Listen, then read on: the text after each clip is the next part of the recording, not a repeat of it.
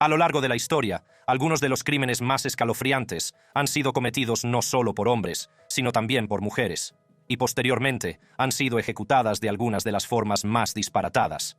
Desde Rizana Nafik, una joven sirvienta de Sri Lanka, en Arabia Saudí, decapitada por matar a un bebé, hasta Sachiko Eto, conocida como la asesina de la baqueta, ejecutada en Japón por sus mortíferos rituales de exorcismo. He aquí historias en las que la justicia prevaleció en forma de algunas ejecuciones extremas. Empecemos. Rizana Nafik. Arabia Saudí es el único país que sigue utilizando un método de ejecución que no se emplea en ningún otro lugar. Ese método de ejecución nos lleva a Rizana Nafik, una mujer de Sri Lanka que fue condenada y posteriormente ejecutada en Arabia Saudí por el asesinato de Naif al-Qutaibi, de 4 meses. Nafik tenía solo 17 años cuando viajó a Arabia Saudí el 4 de mayo de 2005 para trabajar como empleada doméstica. Según sus padres, le cambiaron el pasaporte para que indicara que había nacido en 1982, lo que la hacía parecer mayor. Así, se eludían las normas de Sri Lanka que impiden a los menores de 18 años trabajar en el extranjero. Encontró trabajo con una familia en un lugar llamado Dawadmi. Unas semanas más tarde, el 22 de mayo de 2005, se produjo un trágico suceso. El bebé que cuidaba murió. Aunque Nafik dijo que el bebé se había atragantado accidentalmente con la leche de un biberón, los padres del niño y la policía la acusaron de asfixiar al niño tras una discusión con su madre. Las autoridades no realizaron una autopsia para confirmar cómo murió el bebé. Al parecer, Nafik firmó una confesión, pero la Comisión Asiática de Derechos Humanos afirmó que la obligaron a firmarla sin entenderla, ya que estaba en árabe y no tenía traductor cuando la interrogaron. Fue declarada culpable y condenada a muerte el 16 de junio de 2007. El presidente de Sri Lanka llegó a pedir perdón al rey de Arabia Saudí, pero fue decapitada el 9 de enero de 2013. Otra mujer fue ejecutada en el mismo país por un motivo que te resultaría totalmente inesperado. Amina bint Abdul Halim bin Salem Nasser. En 2011, una mujer saudí de unos 60 años, llamada Amina bint Abdul Halim bin Salem Nasser, fue ejecutada por un delito que podría parecer insólito. Fue condenada por practicar la brujería, prohibida en Arabia Saudí. Las autoridades la acusaron de engañar a la gente para que le diera dinero, afirmando que podía curar sus enfermedades. Según los informes, cobraba hasta $800 por sesión. A pesar de ello, es interesante señalar que la brujería y la hechicería no están explícitamente tipificadas como delitos en la legislación saudí. Sin embargo, Arabia Saudí aplica la pena de muerte por otros delitos, como violación, asesinato, apostasía, robo a mano armada y tráfico de drogas. Este caso de brujería no es aislado. Por ejemplo, en 2007, un egipcio también fue ejecutado en Arabia Saudí, acusado de realizar conjuros para separar a un matrimonio. Amnistía Internacional ha señalado motivos de preocupación en relación con los procesos judiciales en estos casos. Al parecer, muchos de los ejecutados no tenían abogado defensor y no se les informó plenamente sobre el proceso judicial que se seguía contra ellos. La historia de la siguiente reclusa fue adaptada al cine, con Charlize Theron en el papel de su personaje, Aileen Wuornos. Aunque las mujeres asesinas en serie son menos comunes que los hombres, Aileen Wuornos destaca por ser igual de despiadada en sus crímenes. Entre 1989 y 1990, robó y mató a 7 hombres mientras trabajaba como prostituta. Wuornos era una persona problemática, cuyos primeros años de vida estuvieron llenos de penurias y abusos, lo que desempeñó un papel importante en sus acciones posteriores. Wuornos fue detenida y, tras un juicio, declarada culpable de múltiples asesinatos. Alegó que había actuado en defensa propia, afirmando que sus víctimas la habían violado o intentado violarla mientras trabajaba como prostituta. Sin embargo, los tribunales no aceptaron su defensa y fue condenada a muerte. Pasó más de una década en el corredor de la muerte de Florida antes de ser ejecutada por inyección letal el 9 de octubre de 2002. Su vida y sus crímenes se convirtieron más tarde en el tema de varios libros, documentales y una película de 2003 titulada Monster. En la película, la actriz Charlize Theron interpretó a Wuornos, ganándose elogios generalizados por su transformación y profundo retrato de esta mujer compleja y problemática. La siguiente es una criminal que se convirtió en la penúltima mujer francesa en ser guillotinada. Madeleine Mouton. Conocida como la envenenadora de Berthelot, Madeleine Mouton fue una asesina en serie francesa que envenenó a 11 personas en Sidi Bel Abbes, Argelia, en 1943, 7 de ellas mortales. En 1943, varias personas de Berthelot, donde residía, murieron en circunstancias sospechosas, como mostrar signos de envenenamiento. Esto atrajo la atención sobre Madeleine. Incluso su propio hijo y otras personas, entre ellas su marido, mostraron síntomas similares, pero sobrevivieron. Sus acciones acabaron provocando una investigación de la Gendarmería Móvil a finales de 1943. La investigación reveló que Mouton había comprado 200 gramos de arsenito de sodio en una farmacia local, que según ella era para deshacerse de las hormigas. Fue detenida y confesó los envenenamientos mortales. El juicio comenzó el 15 de noviembre de 1947 y el jurado la declaró culpable de todos los cargos 2 días después. Fue ejecutada en la guillotina el 10 de abril de 1948. Le ajustaron la falda para que no interfiriera con la cuchilla de la guillotina. Le recogieron el pelo y le ajustaron bien la blusa. Momentos después, fue decapitada. La siguiente es una asesina en serie que se convirtió en la segunda de las 4 mujeres ejecutadas en la cámara de gas de California. Louise Pitt. Louise Pitt, una célebre asesina en serie de la historia criminal estadounidense, era famosa por su encanto y su capacidad de manipulación, que utilizaba con efectos letales. Sus actividades criminales abarcaron más de 3 décadas, comenzando a principios del siglo XX. El primer crimen conocido de Pitt fue el asesinato de Jacob C. Denton, un acaudalado ingeniero de minas, en 1920 en Los Ángeles. Denton era viudo, tenía una hija adolescente y había ganado millones como ingeniero de minas antes de jubilarse. Desapareció en el aire y al cabo de varios meses, su cuerpo descompuesto apareció enterrado en su propia casa. Pitt afirmó que Denton se había ido a Europa, pero las pruebas, incluida la posesión por su parte de algunas de las propiedades de Denton, condujeron a su detención. Fue declarada culpable de asesinato y condenada a cadena perpetua, pero, sorprendentemente, obtuvo la libertad condicional en 1939 tras cumplir 18 años. Poco después de su puesta en libertad, Pitt entabló amistad con una pareja de ancianos económicamente estables, Margaret y Arthur Logan. En una inquietante repetición de su pasado, Margaret Logan acabó desapareciendo. En 1944, su cuerpo fue descubierto enterrado en su propia propiedad. Una vez más, Pitt fue declarado culpable de asesinato. Esta vez, no hubo libertad condicional. Louise Pitt fue ejecutada en la cámara de gas de la prisión estatal de San Quintín, California, el 11 de abril de 1947. Su repetida costumbre de entablar amistad con sus víctimas, asesinarlas y, en última instancia, beneficiarse de sus muertes, la convirtió en una de las asesinas en serie más despiadadas de su época. La siguiente asesina en serie fue ejecutada por sus asesinatos por exorcismo en Japón. Sachiko Eto. Conocida como la asesina de las baquetas, Sachiko Eto fue una asesina en serie japonesa condenada por 6 asesinatos cometidos entre 1994 y 1995. Autoproclamada gurú, que afirmaba tener habilidades psíquicas, mató a varios miembros de su secta durante extraños rituales con baquetas de taiko. Las víctimas eran personas que habían acudido a ella en busca de curación espiritual.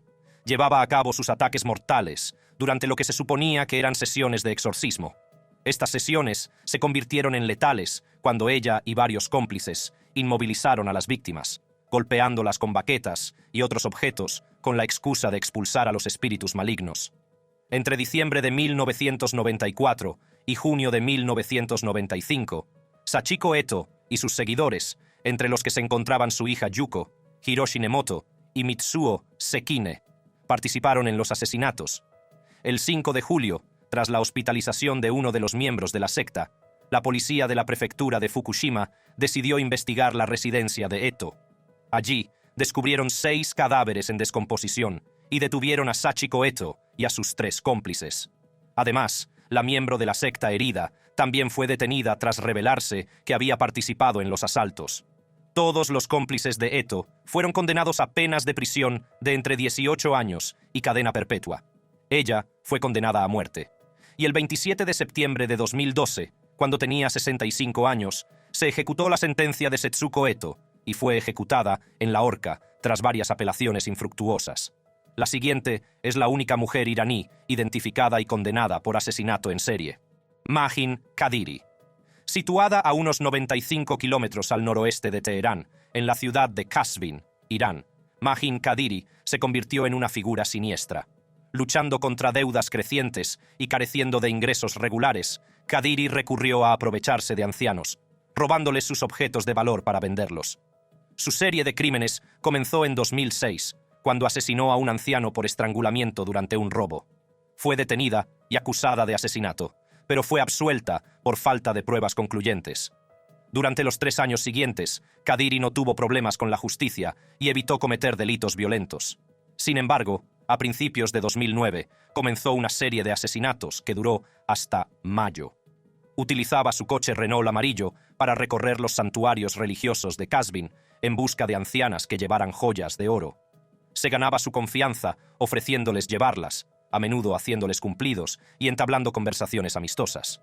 Durante estos trayectos, Qadiri ofrecía a sus víctimas una bebida con anestésico que las incapacitaba y le facilitaba estrangularlas con su pañuelo o sus manos. Esta sombría pauta continuó hasta el 11 de mayo de 2009, cuando ofreció un viaje a una mujer de 60 años. La mujer sospechó cuando Qadiri se desvió de la ruta prevista y rechazó la bebida. Presintiendo el peligro, exigió que la dejaran bajar y más tarde se puso en contacto con la policía con una descripción del coche de Qadiri. Esto llevó a la policía a emprender una búsqueda masiva, controlando más de 27.000 coches en toda la región. Al final, localizaron un Renault de color crema visto en una de las escenas del crimen, que condujo a la detención de Qadiri el 15 de mayo. Durante su detención, Qadiri confesó los 6 asesinatos y explicó que los había cometido por desesperación económica y para pagar los gastos médicos de su hija. Expresó una sensación de alivio al ser capturada. Qadiri fue juzgada y declarada culpable de 6 cargos de asesinato premeditado. Fue condenada a muerte y ejecutada en la horca en la prisión central de Qazvin el 20 de diciembre de 2010. La siguiente ejecución femenina más loca es la de la primera asesina en serie de Corea del Sur, Kim Sun-ja.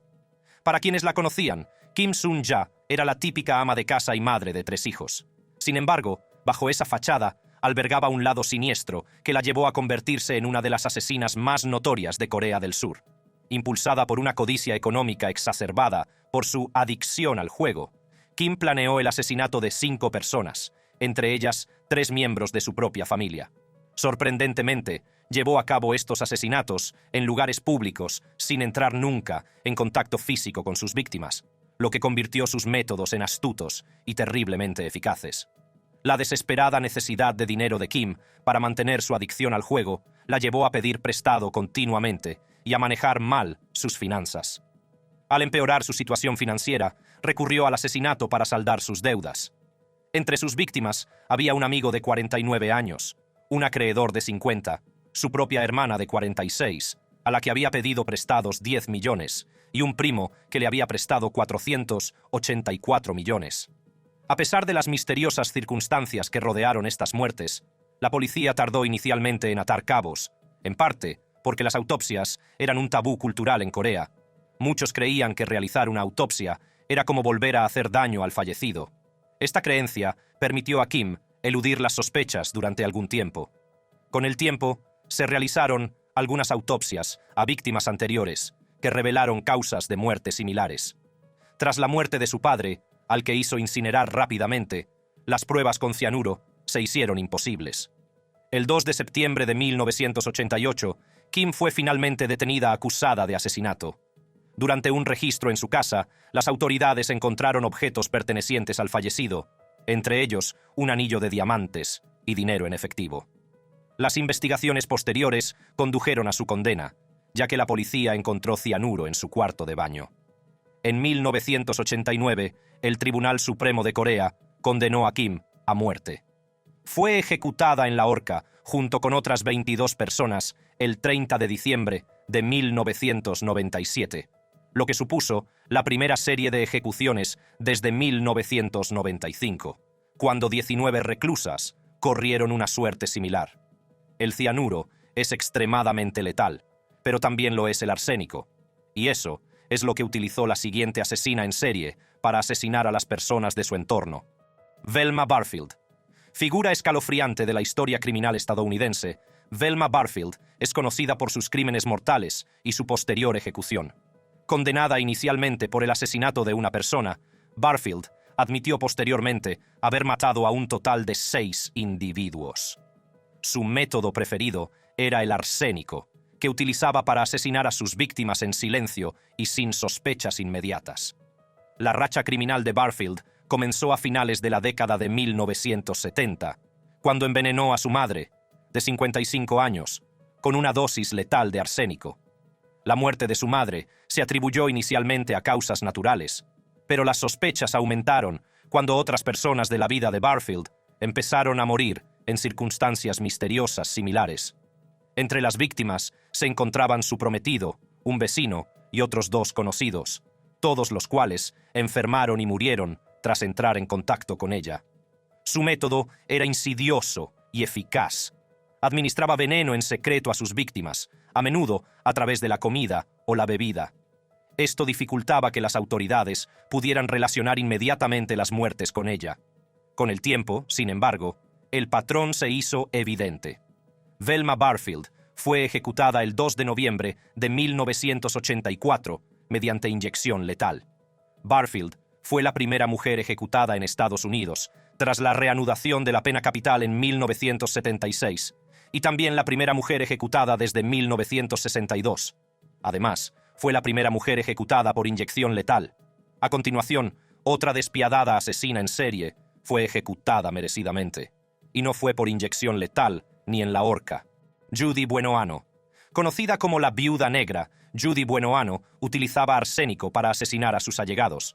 Su primera víctima fue James Goodyear, sargento de las Fuerzas Aéreas de EUU, que murió el 16 de septiembre de 1971 en Orlando, Florida.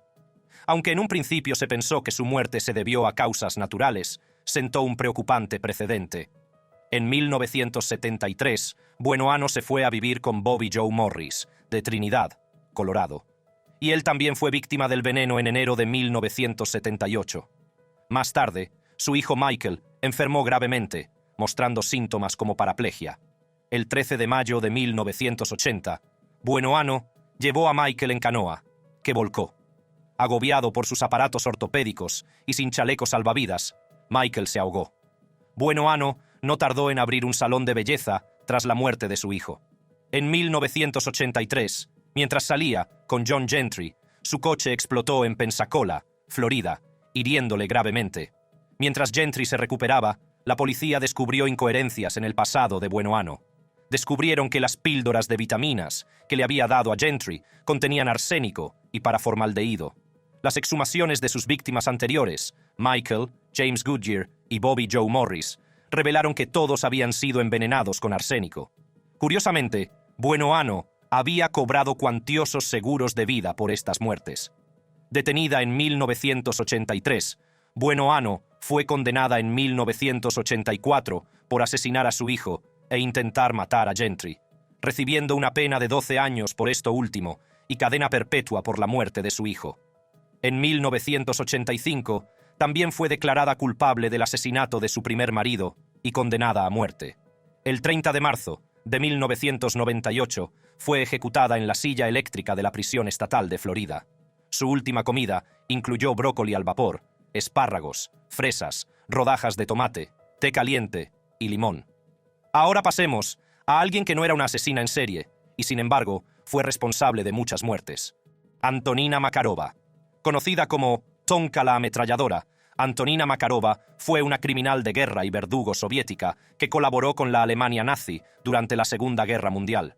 Nacida en la Unión Soviética, Makarova se vio atrapada en las complejidades de la guerra cuando fue separada de su unidad durante el caos de la invasión alemana.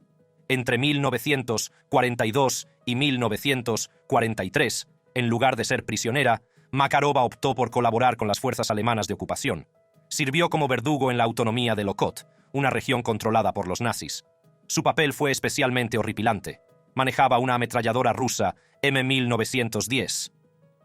Maxim, y fue responsable de la ejecución de cientos de partisanos soviéticos y sus familias.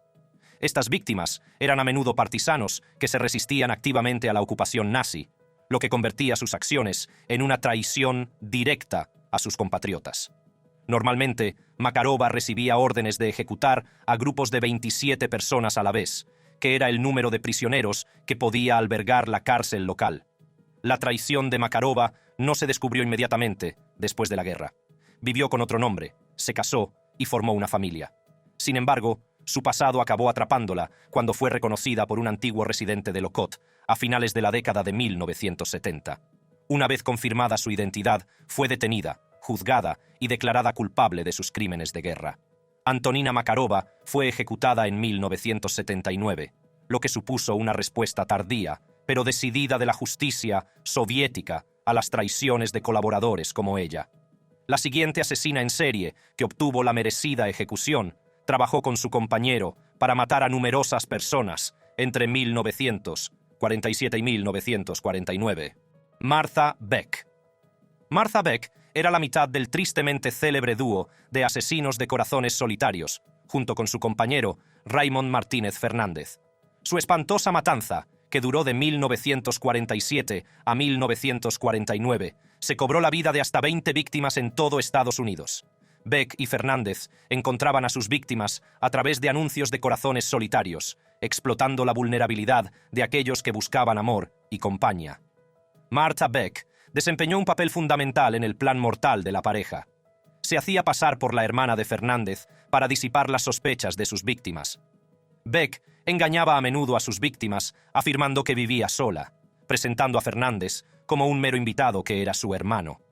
Movida por intensos celos, tomaba medidas extremas para asegurarse de que Fernández y sus supuestas prometidas nunca mantuvieran relaciones íntimas. Cada vez que se involucraba sexualmente con una mujer, ambos se enfrentaban a la ira del temperamento violento de Beck. Una vez que la pareja se ganaba la confianza de sus víctimas, el dúo les robaba, lo que les llevaba al asesinato para cubrir sus huellas, o cuando consideraban que su plan corría peligro de ser descubierto. Sus víctimas variaban en edad y procedencia, pero predominaban las mujeres a las que engañaban, haciéndoles creer que Fernández se casaría con ellas. La pareja de asesinos fue finalmente capturada, y su juicio atrajo la atención de los medios de comunicación, que destacaron la naturaleza brutal de sus crímenes.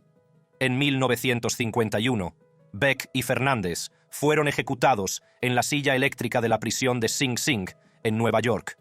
La siguiente entrada gira en torno a un asesino en serie necrófilo húngaro, Piroska Jankso-Ladanyi. Considerada una de las asesinas más infames e insidiosas de la historia criminal húngara, Piroska Jankso-Ladanyi ya había asesinado a 5 jóvenes y niños antes de llegar a la edad adulta. Su primer asesinato fue el de Marika Komaromi, una niña de 11 años que pastoreaba vacas en las afueras de la ciudad. Atrajo a la niña a su casa, prometiéndole patatas fritas para comer. Una vez dentro, la estranguló por detrás con un cable eléctrico. Después, desnudó el cadáver y se frotó contra él. Después, lo tapó con una manta y lo sacó de la casa para tirarlo a un pozo. También mató a otra niña de 13 años que vendía pollos. La estranguló con un alambre e hizo con el cadáver actos impensables que ni siquiera yo puedo describir aquí. Entre 1953 y 1954, mató a 5 adolescentes para satisfacer sus impulsos sexuales. La atraparon cuando fracasó su 6º intento y su víctima acudió a la policía. Fue detenida y la joven de 20 años hizo una serie de confesiones. El 12 de diciembre de 1954, Piroska Jankso-Ladanyi fue ahorcada en la prisión de Szolnok. A continuación, una asesina en serie que recibió la ejecución apropiada para una persona tan malvada. Mary Ann Cotton. Mary Ann Cotton, una de las asesinas en serie más infames de Gran Bretaña, utilizaba arsénico para matar a sus seres más cercanos. Se cree que a lo largo de su vida asesinó a 11 de sus 13 hijos y a 3 de sus 4 maridos, lo que convierte su historia en una de las más escalofriantes de la historia criminal. El método de Cotton consistía en envenenar a sus víctimas con arsénico, una sustancia común pero mortal, que le permitía matar sin ser detectada durante algún tiempo. Normalmente administraba el veneno a través de la comida o el té, lo que provocaba en sus víctimas una dolorosa y prolongada enfermedad antes de morir. Sus motivos eran principalmente económicos, ya que se beneficiaba de las indemnizaciones de los seguros y de otros beneficios económicos tras la muerte de sus familiares. Su racha asesina llegó a su fin cuando fue detenida y condenada por el asesinato de su hijastro. Mary Ann Cotton fue ejecutada en la prisión del condado de Durham el 24 de marzo de 1873, bajo la mano de William Calcraft, un conocido verdugo de la época. Normalmente, un ahorcamiento causa la muerte instantánea al partirse el cuello, pero en el caso de Cotton, murió estrangulada. Esta muerte inusualmente prolongada y dolorosa se produjo porque la cuerda era demasiado corta, lo que impidió que la caída rompiera su cuello, como se pretendía. La siguiente asesina en serie es la segunda mujer ahorcada en la historia criminal de Sudáfrica, Daisy de Melker. En un escalofriante capítulo de la historia criminal sudafricana, Daisy de Melker se hizo tristemente célebre por manipular mortalmente a sus allegados.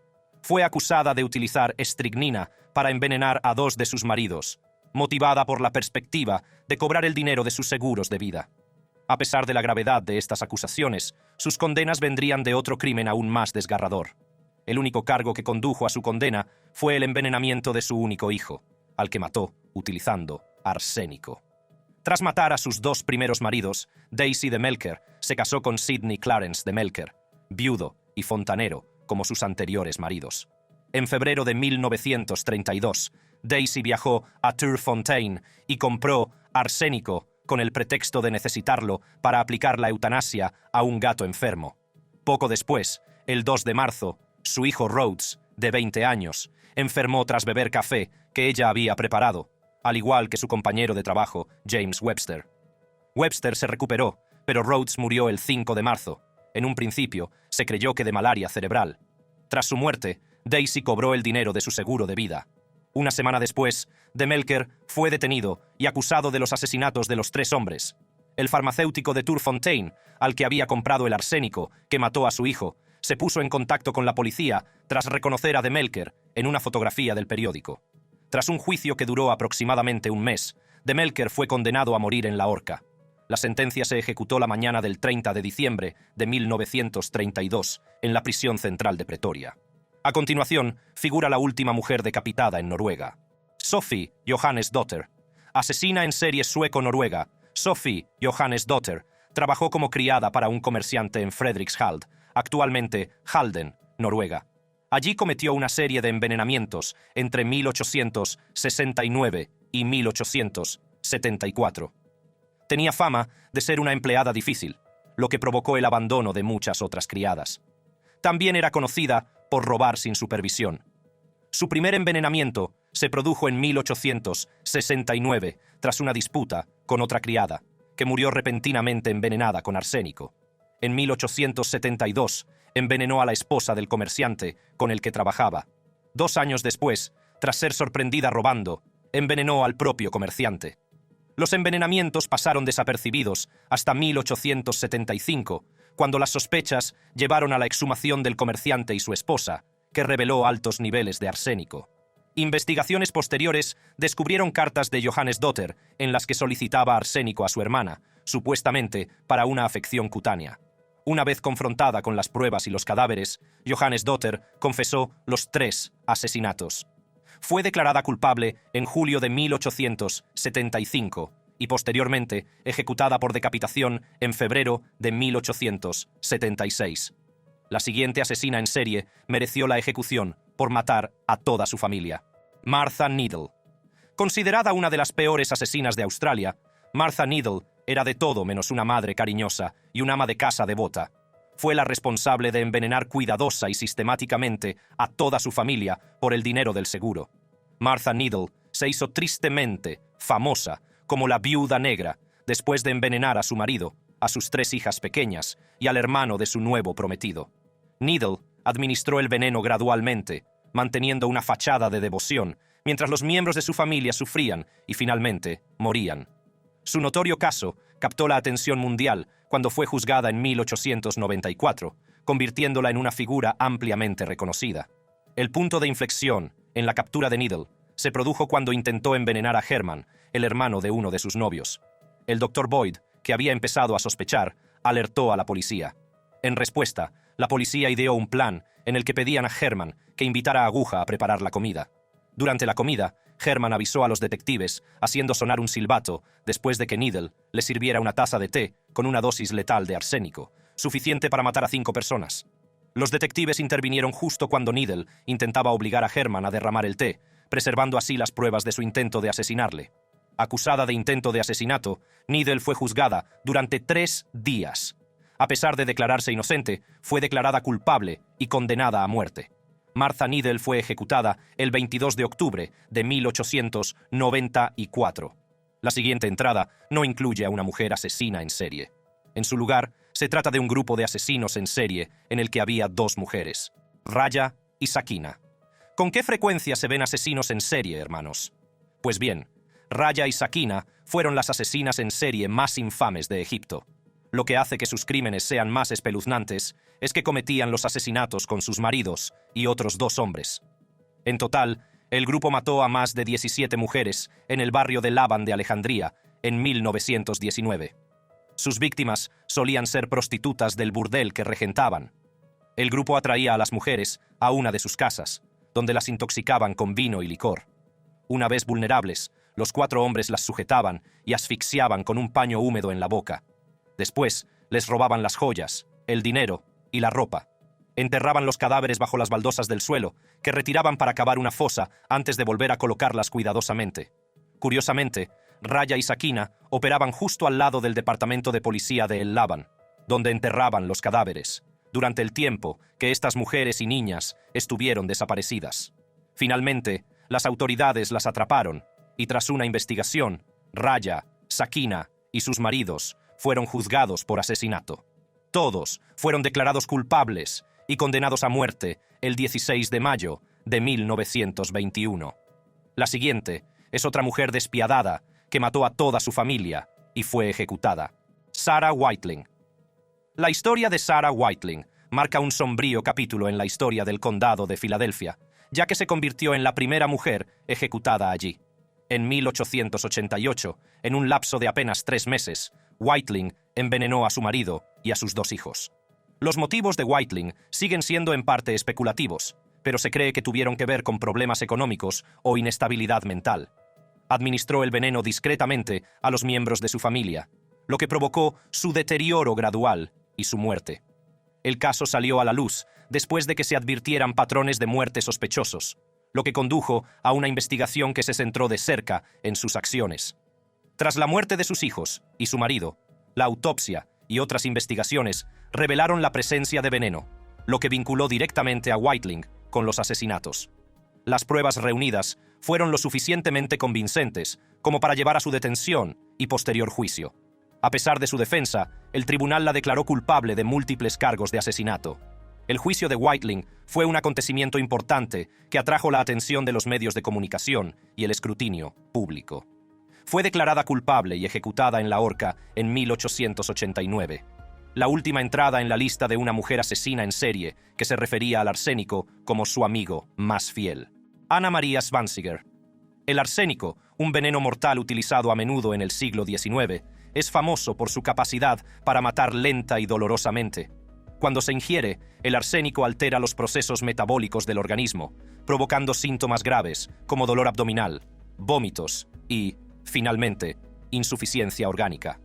Anna Maria Zwanziger aprovechó los sigilosos efectos del arsénico entre 1801 y 1811, utilizándolo para asesinar a 4 personas.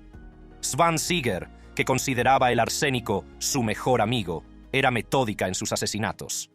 Después de trabajar como ama de llaves en casa de varios jueces alemanes, envenenaba a sus empleadores con arsénico y luego los cuidaba para recuperar su salud y ganarse su favor. Aunque envenenó a varias personas, 4 no pudieron recuperarse y murieron, una de las cuales era un bebé. Zwanziger actuó por diversos motivos, entre ellos agravios personales y beneficios económicos. Consiguió eludir la detección hasta que surgió un patrón que condujo a una investigación. Se encontró arsénico en los cuerpos de sus víctimas. Zwanziger fue declarada culpable de asesinato y condenada a muerte. Antes de su decapitación, comentó que su ejecución podría ser una bendición disfrazada, diciendo: Tal vez sea mejor para la comunidad que yo muera, ya que me sería imposible abandonar la práctica de envenenar a la gente. Gracias por ver este vídeo. Si le ha gustado, consulte el contenido sugerido en su pantalla haciendo clic en una de las tarjetas que se muestran.